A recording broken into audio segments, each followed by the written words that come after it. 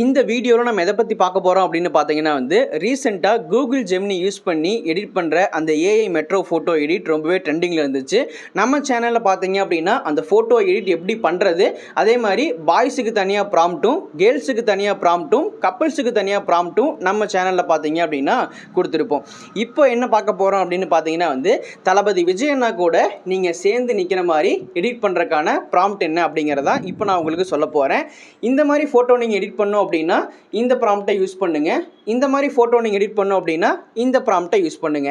இந்த ரெண்டு ப்ராம்ப்ட்டுமே பார்த்தீங்க அப்படின்னா இந்த வீடியோவோட டிஸ்கிரிப்ஷனில் நான் கொடுத்துருக்கேன். அதே மாதிரி இந்த வீடியோவோட ஃபர்ஸ்ட் கமெண்ட்லேயும் நான் பின் பண்ணியிருக்கேன். இப்போ இது எப்படி எடிட் பண்ணுறது அப்படின்னு பார்க்கலாமா?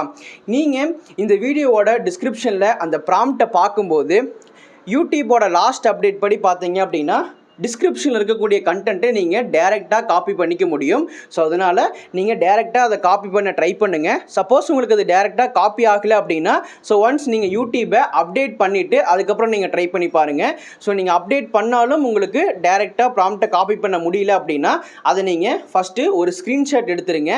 ஸ்க்ரீன்ஷாட் எடுத்துகிட்டு உங்கள் மொபைலில் கூகுள் லென்ஸ் மூலிமா அந்த ப்ராம்ப்டை மட்டும் நீங்கள் ஸ்கேன் பண்ணி காப்பி பண்ணி வச்சுக்கோங்க. நீங்கள் காப்பி பண்ணிவிட்டு கூகுளில் கூகுள் ஜெமினி அப்படின்னு சர்ச் பண்ணுங்கள். அப்படி சர்ச் பண்ணிங்க அப்படின்னா ஃபஸ்ட்டு உங்களுக்கு ஒரு லிங்க் காமிக்கும். ஸோ அதை ஓப்பன் பண்ணுங்கள். அதை ஓப்பன் பண்ணிங்க அப்படின்னா நெக்ஸ்ட் பேஜ் வரும். அந்த பேஜில் பாட்டமில் ஒரு ப்ளஸ் சிம்பிள் இருக்கும். அதை கிளிக் பண்ணி தளபதி விஜய் அண்ணாவோட ஃபோட்டோவும் உங்கள் ஃபோட்டோவும் அந்த இடத்துல ஆட் பண்ணுங்கள். ஆட் பண்ணிவிட்டு நீங்கள் காப்பி பண்ணி வச்சு அந்த ப்ராம்ப்டை அந்த இடத்துல பேஸ்ட் பண்ணி சென்ட் பண்ணிடுங்க.